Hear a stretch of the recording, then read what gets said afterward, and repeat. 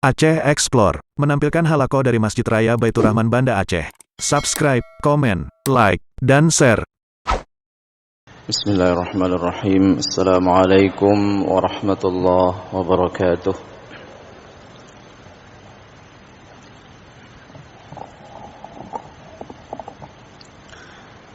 Alhamdulillahi rabbil alamin. Alhamdulillahilladzi أنعمنا بنعمة الإيمان والإسلام ثم الصلاة والسلام على سيدنا ومولانا محمد وعلى آله وصحبه وأتباعه إلى يوم الدين أما بعد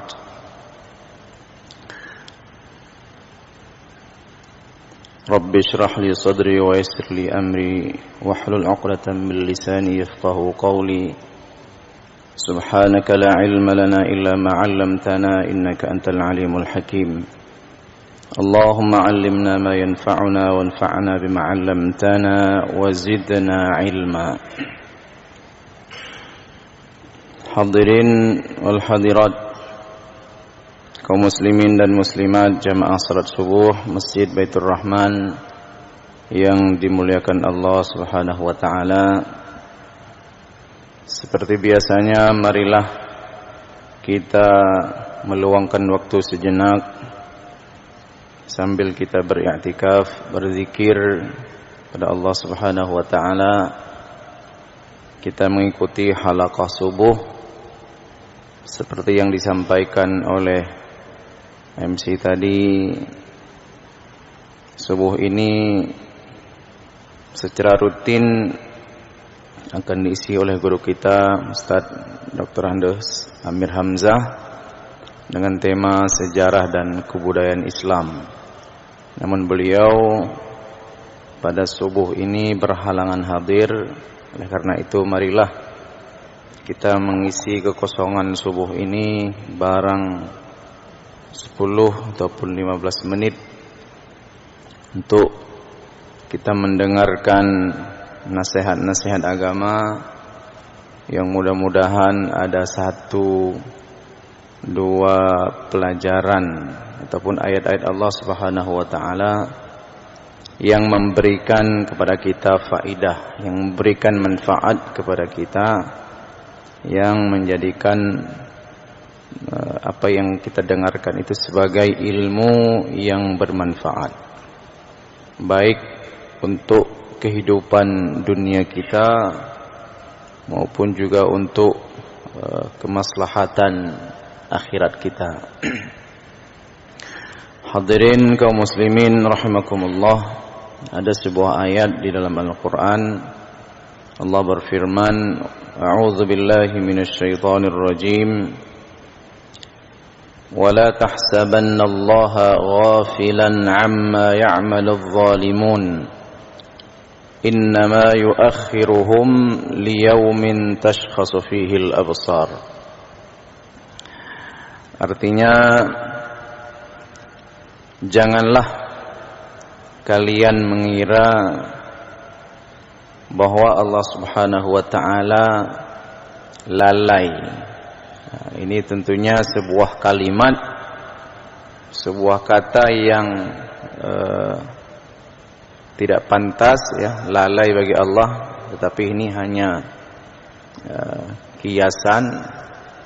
Bahkan ini Allah sendiri yang mengatakan, tidak mungkin Allah lalai, ya. Wala tahsabannallaha ghafilan 'amma ya'maludz zalimun. Janganlah pernah kalian mengira bahwa Allah tidak tahu ataupun Allah lalai dari apa yang dilakukan oleh orang-orang zalim. Innama yuakhiruhum liyaumin tashkhasu fihi al-absar. Akan tetapi setiap perbuatan yang dilakukan oleh orang-orang yang dicap oleh agama ini sebagai orang zalim, itu hanya diulurkan waktu saja oleh Allah Subhanahu wa taala. Innama yuakhiruhum liyaumin tashkhasu fihi al-absar. Perbuatan-perbuatan orang-orang yang dianggap zalim ya, oleh agama, oleh syariat, itu diulur azabnya oleh Allah Subhanahu wa taala liyaumin tashkhasu fihi al-absar, pada satu hari ketika manusia itu terbelalak matanya. Hadirin berbahagia, salah satu di antara waktu di mana manusia menyadari, di mana setiap manusia itu menyadari bahwa setiap perbuatan, setiap pekerjaan yang dilakukan dalam bentuk ataupun praktek-praktek kezaliman itu muncul, apakah itu penyesalan ataupun sadar bahwa ternyata kita berbuat zalim selama ini, itu tidak lain ketika seseorang itu fi ghamaratil maut, kata Al-Quran. Itu bukan di balasannya di akhirat, hari ini berbahagia, bukan balasannya ketika azab kubur, bahkan dikatakan balasannya itu saat ketika sakratul maut. Nah, begitu. Fi ghamaratil maut. Nah, ketika sakratul maut, setiap orang itu akan melihat perbuatannya. Hatta idza balagatil hulqum, dikatakan dalam Al-Qur'an, wa antum hina idzin tanzurun. Ketika detik-detik berakhirnya kehidupan seseorang di dunia, wa antum hina idzin tanzurun, pada saat itu digambarkan oleh Al-Quran bahwa setiap manusia tanzurun, melihat, pertama melihat malaikat itu ya, melihat malaikat yang akan mencabut nyawanya, mencabut nyawa manusia. Kemudian melihat perbuatan-perbuatan yang ia lakukan masa lalu, itu detik-detik ketika ajal itu. Wa antum hina idzin tanzurun wa nahnu aqrabu ilaihi minkum walakin la tubsirun. Malaikat itu, hadirin berbahagia, itu lebih dekat ya, meskipun pada saat itu, hadirin berbahagia, meskipun kadang-kadang orang yang berada di samping seseorang yang sedang bertarung dengan ajal itu tidak melihat. Ada kalanya kadang-kadang wajah seseorang ketika dicabut nyawanya menjelang ajal itu matanya terbelalak. Nah, makanya di dalam Al-Quran di ayat tadi itu disebutkan, innama yuakhiruhum liyaumin tashkhasu fihi al-absar. Jadi orang-orang zalim itu Allah biarkan, bukan Allah tidak mampu. Seperti ayat tadi di awal, wala tahsabannallaha ghafilan amma ya'maludz zalimun. Ketika seseorang melakukan kezaliman bertahun-tahun, misalnya berpuluh-puluh tahun, ada yang berpuluh-puluh tahun tidak ketahuan, itu bukan berarti Allah biarkan, bukan berarti Allah tidak mampu mengungkap, menghukum, bukan seperti itu. Akan tetapi yuakhiruhum liyaumin tashkhasu fihi al-absar, itu diulurkan waktunya oleh Allah Subhanahu wa taala sampai pada satu hari di mana dia bisa melihat kezaliman-kezalimannya. Liyaumin tashkhasu fihi al-absar, ketika matanya itu terbelalak melihat masa lalu yang dia lakukan dan tidak sempat bertaubat kepada Allah Subhanahu wa taala. Hadirin berbahagia, sementara orang-orang beriman, kata Allah Subhanahu wa taala, ada satu lagi orang beriman. Kalau bahasa Al-Qur'an itu disebutkan, innal ladzina qalu rabbunallah tsumma istaqamu tatanazzalu alaihimul malaikatu alla takhafu wa la tahzanu wa abshiru bil jannati allati kuntum tu'adun. Sesungguhnya orang-orang yang mengatakan Rabbunallah, Allah itu Tuhan kami, tsumma istaqamu, kemudian ia konsisten di jalan Allah Subhanahu wa taala, tatanazzalu alaihimul malaikatu alla takhafu wa la tahzanu. Jadi ini gambaran ketika seorang yang beriman istiqamah sampai mati di jalan Allah Subhanahu wa taala, itu juga melihat malaikat. Tatanazzalu alaihimul malaikah. Ini tentunya perkara yang gaib hadirin berbahagia. Mungkin hampir tidak ada orang yang menceritakan peristiwa, tidak bisa menceritakan peristiwa itu. Karena umumnya peristiwa itu dilalui hanya satu kali saja. Tetapi Al-Quran menggambarkan bahwa ketika orang sakratul maut itu, ia melihat malaikat. Makanya kadang-kadang mata orang yang sedang sakratul maut itu melihat ke langit, melihat sesuatu tatapan kosong. Sebetulnya ia melihat sesuatu. Orang-orang beriman itu yang mengatakan Allah Tuhan kami, tsumma istaqamu tatanazzalu alaihimul malaikah. Ketika itu ada malaikat-malaikat. Ada malaikat-malaikat Allah Subhanahu wa taala yang membisikkan kepada hamba ini, alla takhafu, jangan takut wahai hamba Allah, jangan takut. Ini yang dibisikkan oleh malaikat itu. Alla takhafu wa la tahzanu, jangan takut, jangan sedih. Wa abshiru bil jannah, dan berbahagialah. Dia memberikan kabar gembira bahwa setelah nantinya engkau akan ditempatkan di satu tempat yang mulia, akan dimasukkan ke dalam surganya Allah Subhanahu wa taala. Ini yang dibisikkan oleh malaikat. Makanya ada orang yang seperti tersenyum. Kenapa dia tersenyum? Karena ada yang memberikan kebahagiaan, memberikan kabar gembira, membisikkan. Sementara ada orang satu lagi wajahnya ketakutan. Kenapa demikian? Karena dia melihat wujud malaikat yang akan mencengkramnya, menggiringnya ke neraka Allah Subhanahu wa taala. Hadirin berbahagia,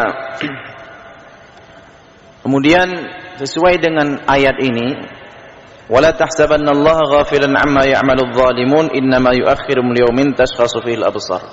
Ayat ini hadirin berbahagia bercerita ataupun membahas tentang kezaliman. Apa itu zalim ya? Zalim kalau di dalam bahasa Arab sendiri itu diartikan wad'u syai'i fi ghairi mawdi'ihi. Artinya kita menempatkan sesuatu bukan pada tempatnya, itu disebut dengan zalim.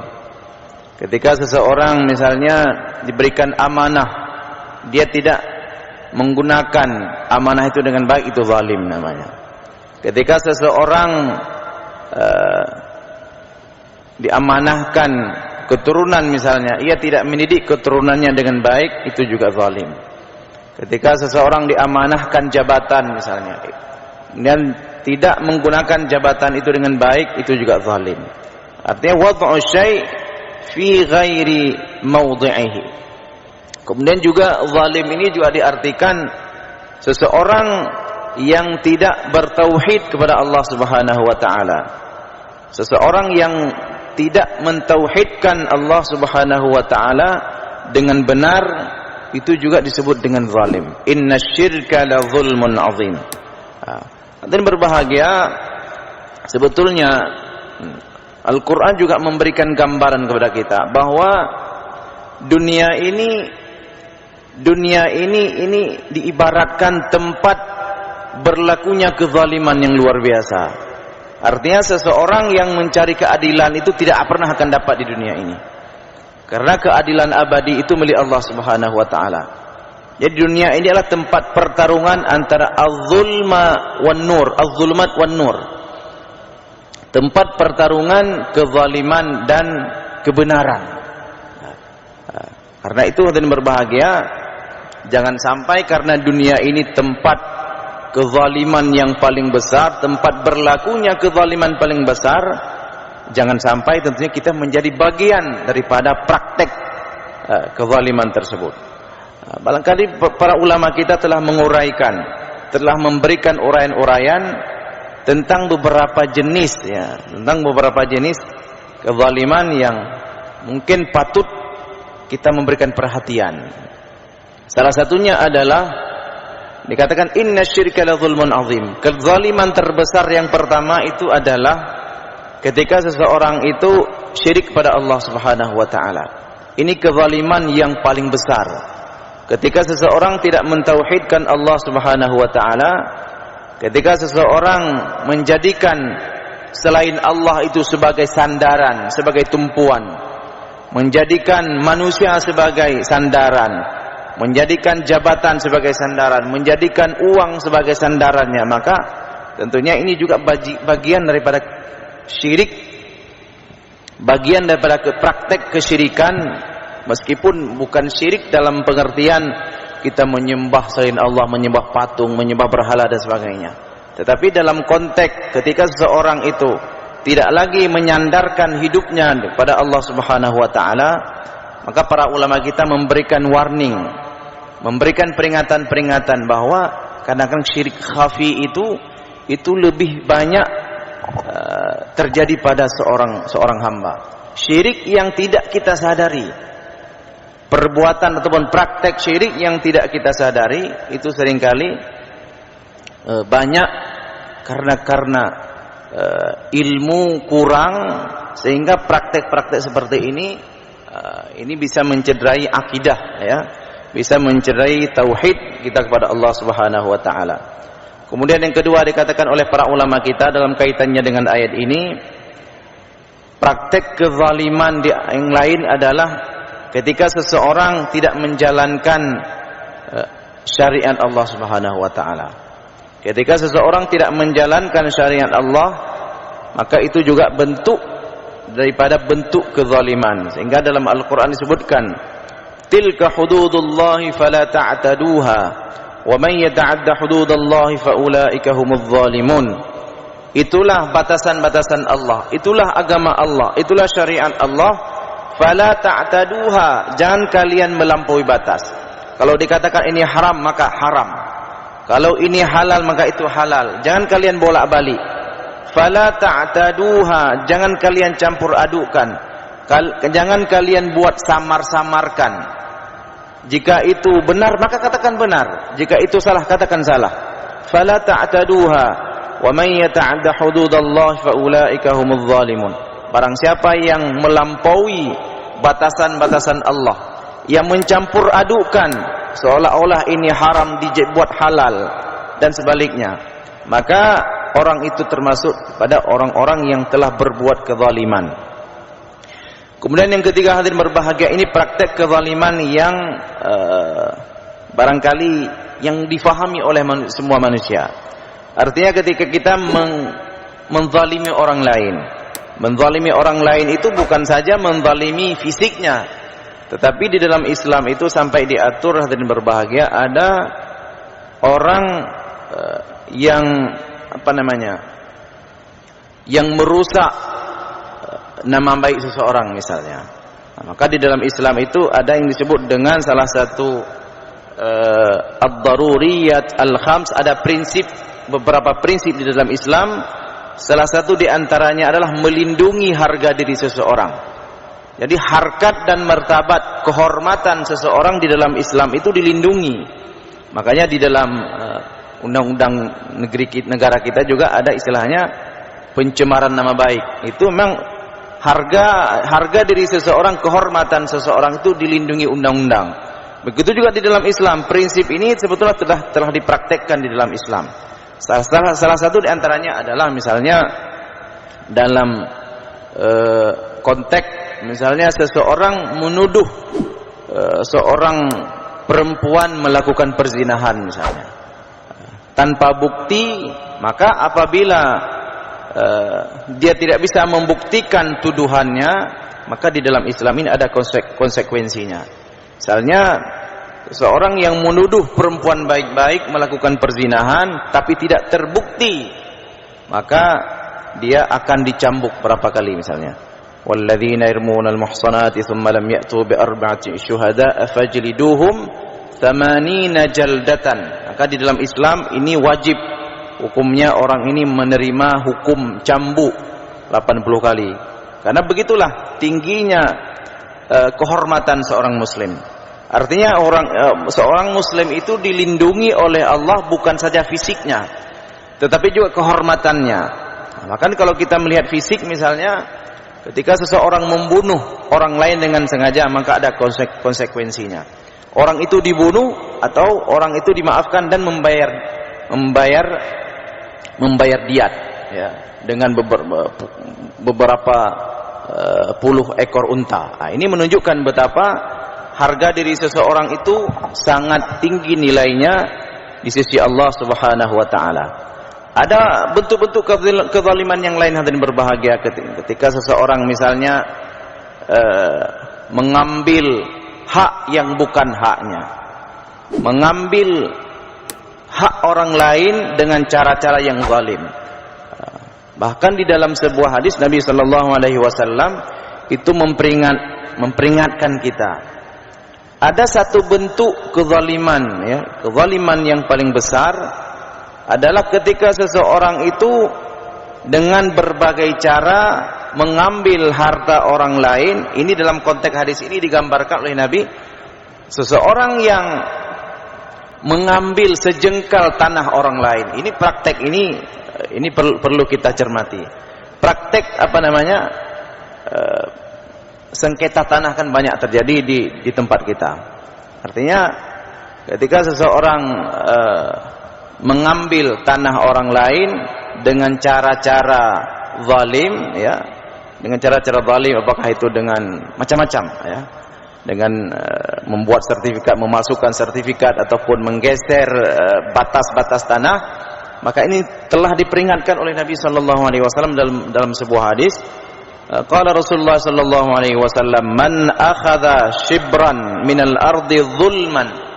Barang siapa dengan sengaja mengambil sejengkal tanah saudaranya, artinya mengambil dengan jalan kezaliman, fa innahu yutawwiquhu yaumal qiyamati min sab'i aradin. Maka pada hari kiamat nanti Nabi memberikan kabar kepada kita, memberikan ataupun mewarning kita, memperingatkan kita, ketika ada orang-orang yang mengambil harta orang lain, mengambil tanah orang lain dengan sengaja, satu jengkal digambarkan oleh Nabi sallallahu alaihi wasallam, maka nanti hukumannya di hari akhirat, kata Nabi sallallahu alaihi wasallam, akan dikalungkan di hari akhirat nanti sebesar apa? Sebesar 7 kali bumi ini, kata Nabi sallallahu alaihi wasallam. Fa innahu tawwiquhu yaumal qiyamati min sab'i aradin. Dikalungkan, coba dibayangkan dan berbahagia, dikalungkan 7 kali bumi ini di hari kiamat nanti. Ini menggambarkan betapa dahsyatnya dosa, dahsyatnya kezaliman seseorang yang mengambil tanah orang lain. Ini digambarkan tanah. Tentunya juga hal-hal yang lain. Ketika seseorang mengambil harta orang lain, mengambil uang orang lain, mengambil rumah dan sebagainya, properti orang lain dengan cara-cara kezaliman, maka tentunya Allah tidak pernah luput, ya, sebagaimana ayat tadi, wala tahsabannallaha ghafilan. Ketika seseorang itu di dunia tidak lolos dia, ketika di dunia lolos, maka jangan dipikir wala tahsabannallaha ghafilan. Jangan pernah menganggap Allah itu lalai. Oh nyoka, bukan begitu. Ketika tidak ada yang tahu, bukan berarti Allah tidak tahu. Innama yuakhiruhum liyaumin tashkhasu fihi al-absar. Allah mengulurkan waktu sampai mata manusia itu terbelalak. Ketika pada saat itu dia menyesal, tidak bisa mengembalikan lagi haknya kepada orang-orang yang telah terzalimi, maka disitulah hukuman terbesar, karena kita tidak bisa lagi kembali ke dunia ini. Mungkin berbahagia, barangkali inilah beberapa uraian-uraian tentang ayat Allah Subhanahu wa taala. Mudah-mudahan memberikan manfaat kepada kita semua. Aqulu qauli hadza wa astaghfirullah li wa lakum. Wassalamu alaikum warahmatullahi wabarakatuh.